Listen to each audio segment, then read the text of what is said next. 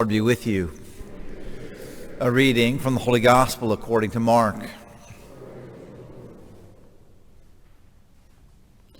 When Jesus returned to Capernaum after some days, it became known that he was at home. Many gathered together so that there was no longer room for them, not even around the door. And he preached the word to them. They came, bringing to him a paralytic carried by 4 men. Unable to get near Jesus because of the crowd, they opened up the roof above him. After they had broken through, they let down the mat on which the paralytic was lying.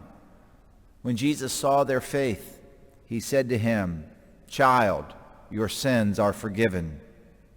Now, some of the scribes were sitting there asking themselves, "Why does this man speak this way? He is blaspheming. Who but God alone can forgive sins?" Jesus immediately knew in his mind what they were thinking to themselves. So he said, "Why are you thinking such things in your hearts?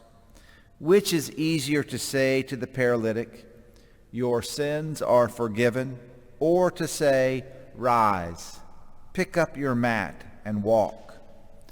But that you may know that the Son of Man has authority to forgive sins on earth," he said to the paralytic, "I say to you, rise, pick up your mat, and go home."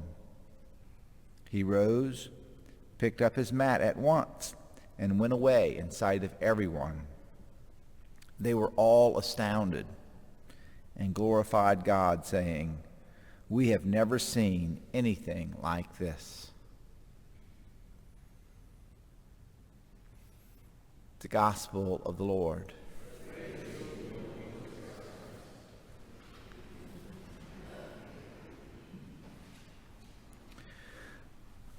When I have a baptism, I usually say I want the parents and the godparents in the front row.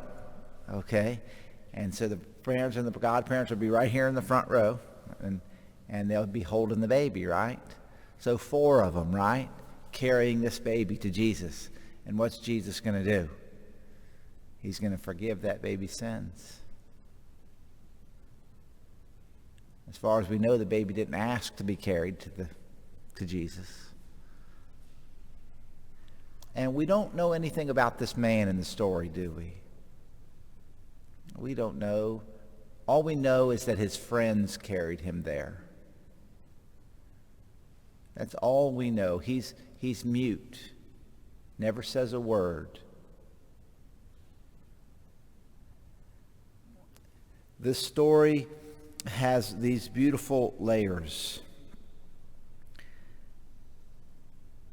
Jesus reads their minds. And again, you can kind of have some idea that, well, I know what so-and-so's thinking, but Jesus knows what they're thinking.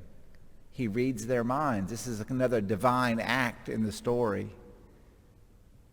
Jesus reads their minds, Jesus forgives his sins, and Jesus heals his paralysis.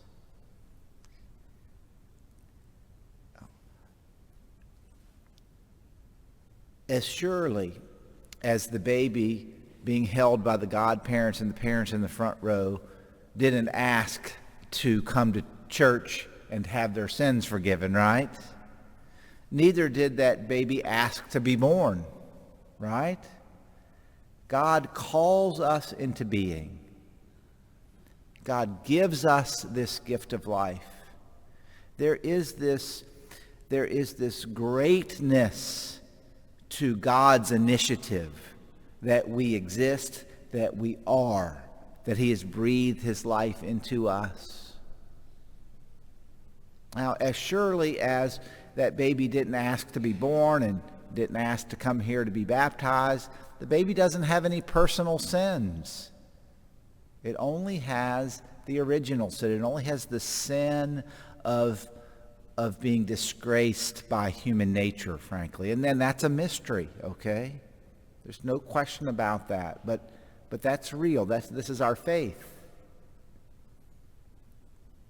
So there is this helplessness before God, this being the paralytic, right? And that's us. We're carried to God. We're created by God. We're forgiven by God. And that's the end of the story, right? No. Who are you carrying to Jesus? We have to become the stretcher bearers as well. Once we are given the gift of life and forgiveness and healing, we have to become stretcher bearers. Who's going to do the work? Jesus is going to do the work. But golly, there is some work for us to do too. I often think about how far these guys had to carry him.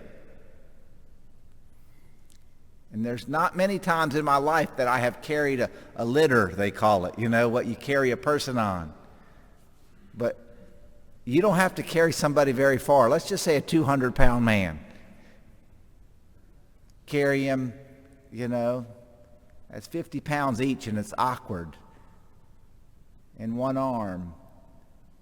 It doesn't take long till you're like, I've had enough. So we see the four carrying the paralyzed man. We see the actions of Jesus. We see Jesus' grace. We see the resistance to Jesus in the story. And we can play so many different roles ourselves. But today, we thank God for the gift of his mercy, that he has showered us with his grace, and he has pronounced these words,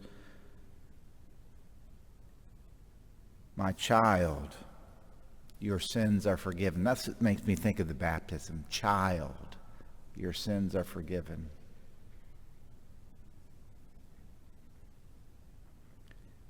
So I just encourage you to be grateful for the gift of mercy. Embrace the gift of mercy and ask the good Lord, who do you want me to carry to you?